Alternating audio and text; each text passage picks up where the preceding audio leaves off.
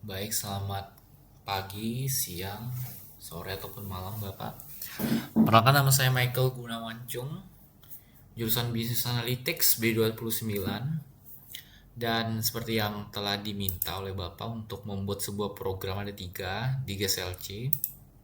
Dan di sini saya telah membuatnya Bapak dengan dibantu oleh ChatGPT karena ada beberapa fungsi atau function yang tidak saya mengerti dan saya meminta GPT untuk membuat sebuah referensi. Ya, saya akan mulai jelaskan Bapak. Jadi, Bapak hanya meminta untuk membuat sebuah tiga program kategori nilai, kategori tahun, dan negatif nol. Di sini saya menambahkan ya sebuah mungkin bisa dikatakan sebagai hiasan ya, bukan hiasan sih, lebih tepatnya agar lebih bagus aja. Karena tanpa ini pun nggak apa-apa. Tetapi dengan adanya ini, saya bisa membuat sebuah variasi di mana ketika saya memencet menu satu ataupun menu 2, menu 3 dan 4, saya bisa memilih. Tetapi kalau tidak ada ini, dia langsung menjalankan menu pertama dari kategori nilai. Nah, sedangkan ketika saya membuat ini, lebih tepatnya ini, codingannya ini, saya bisa memilih saya mau menu pertama, kedua, atau ketiga, atau keempat seperti itu. Nah,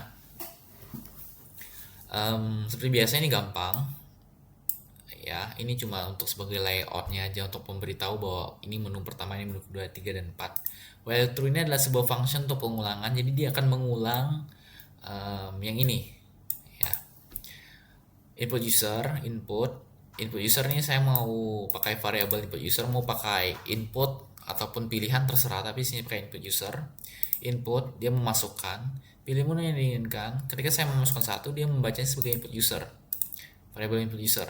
Makanya ketika saya menggunakan logika di sini if input user satu, ketika saya memasukkan satu dibaca sebagai input user satu, maka dia akan program kategori nilai. Nah, di sini yang saya maksud, ketika saya ingin memilih menu 1, 2, 3 ataupun 4 secara acak, saya membutuhkan sebuah function yaitu def.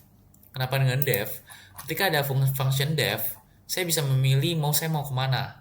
Nah, tetapi kalau tidak ada def, tidak bisa. Artinya ini tidak guna seperti itu. Jadi mau ini pun tidak guna. Saya tidak bisa memilih mau menu kedua langsung, nggak bisa. Tetap saya harus mulai dari pertama. Nah, jadi def ini adalah untuk mendefinisikan bahwa ini program kategori nilai seperti itu. Def program kategori tahun, ini kategori tahun seperti itu. Elif program kategori tahun.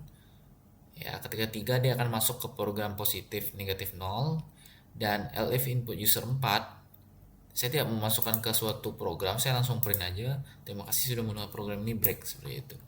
Kita masuk ke yang satu, kategori nilai. Definition program kategori nilai, ini mau terserah pun nggak apa-apa, tapi saya tulisnya program kategori nilai. Ini diwajibkan karena ini memang sudah sebuah hukumnya, sebuah functionnya memang seperti ini ketika menggunakan def.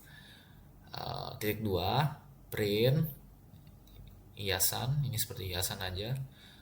Print program kategori nilai, variable nilai, input. Nah, integer itu artinya adalah apa yang saya masukkan di sini dibaca sebagai bilangan angka. Nah, integer angka. If 90 antara 90 dan 100, nilainya yang dimasukkan di sini dibaca sebagai nilai, variabel nilai, maka dia akan mengeprint nilai Anda sangat baik A.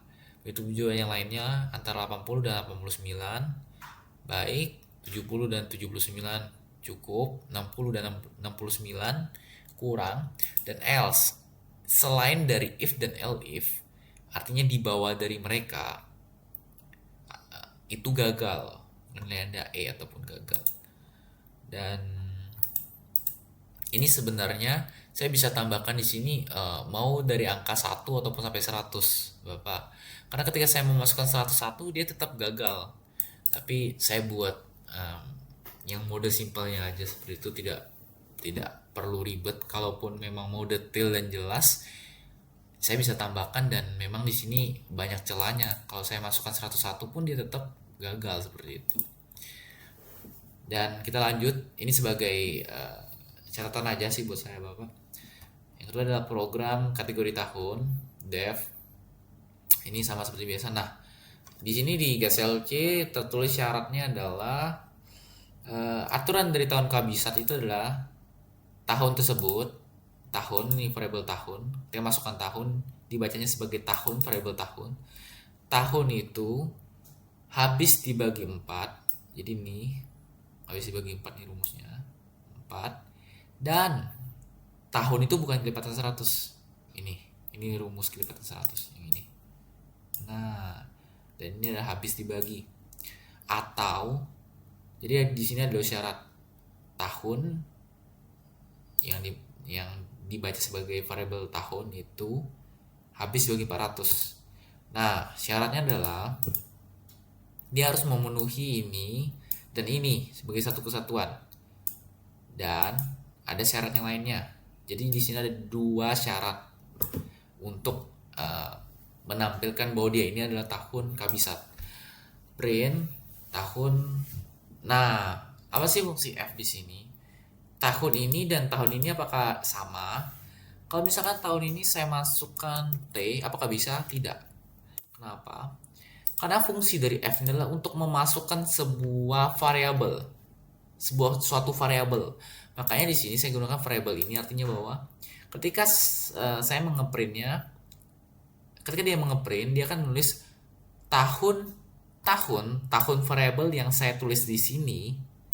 Misalkan saya tulis ini 2025, maka dia akan menampilkan tahun 2025 yang dibaca sebagai variabel tahun adalah tahun kehabisat. Jadi fungsi dari F ini adalah untuk memasukkan suatu variabel seperti itu. Else kalau bukan tahun kehabisat, dia bukan tahun kehabisat seperti itu. Nah, kita masuk ke negatif 0. Jadi untuk menentukan angka yang saya masukkan itu dia positif, negatif ataupun 0. Yang pertama saya masuk variabel angka float. Nah, float ini sama seperti integer. Jadi integer ini adalah untuk sebuah angka bulat kalau tidak salah Bapak ya. Sebuah angka pastinya bulat. Dan float untuk apa? Float ini adalah untuk bilangan desimal yang berdesimal.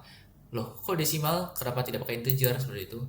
Karena kan negatif yang pasti desimal. Nggak mungkin ada 1. Ya kalau negatif pastinya di bawah 0, berarti dia -1 seperti itu, negatif. Nah, seperti itu. Makanya digunakan 0 di sini, desimal. Angka float input, masukkan sebuah angka, dibaca sebagai angka.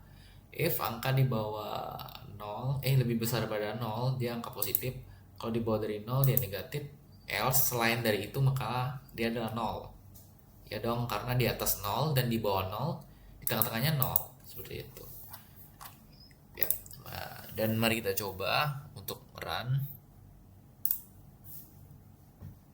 Nah, jadi seperti yang saya maksud Bapak. Jadi saya bisa memilih saya mau menu yang mana. Saya mau menu pertama, kedua, ketiga, atau keempat. Nah, kalau tanpa ini, tanpa dev dan teman-temannya, saya nggak bisa memilih. Saya langsung ke kategori nilai, lanjut ke tahun, positif negatif 0, lalu keluar seperti itu.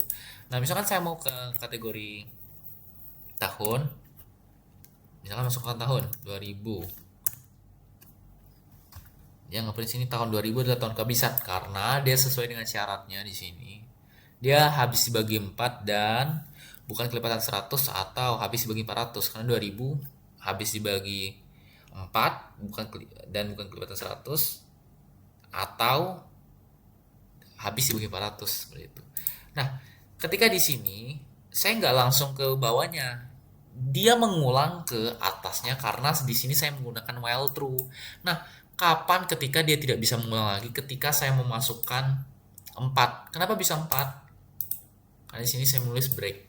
Artinya dia melakukan stop dari perulangan while true seperti itu. Oke, kita coba dari pertama. Oke, dia masuk ke program kategori nilai, masukkan nilai Anda. Saya masukkan 70.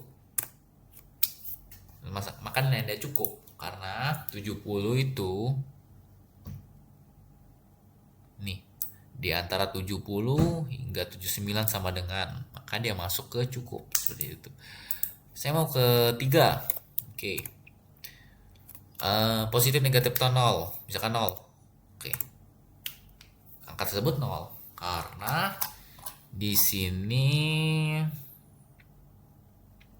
nih else lain dari di atas 0 dan di bawah 0 berarti 0 dong, maka dia 0, angka tersebut 0, seperti itu logikanya. Pilih menu ini kan, kapan perulangan ini berhenti? Ketika saya memasukkan 4. Nah, masukkan 4, saya mengapain, terima kasih sudah melakukan program ini, dan dia break seperti itu.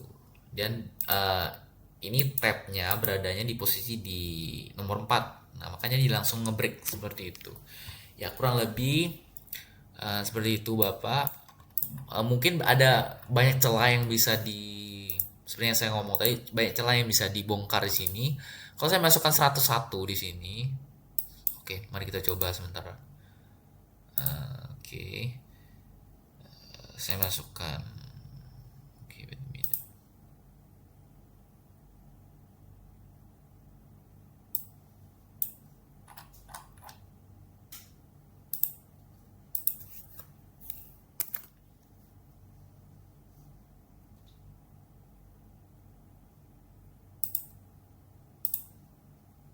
Oke, kalau saya masukkan 1, oke, misalkan 101,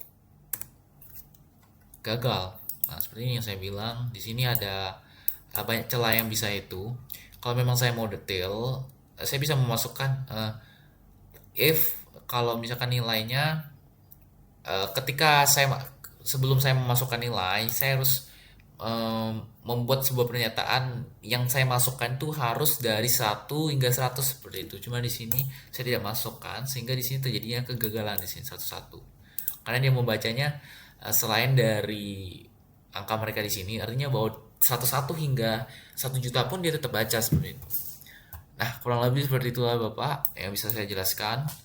Mohon maaf bila ada kesalahan pengucapan kata ataupun program di sini, karena memang sejatinya bahwa saya baru untuk mencoba-coba untuk belajar, dan memang dalam belajar itu memang ada yang namanya kesalahan seperti itu.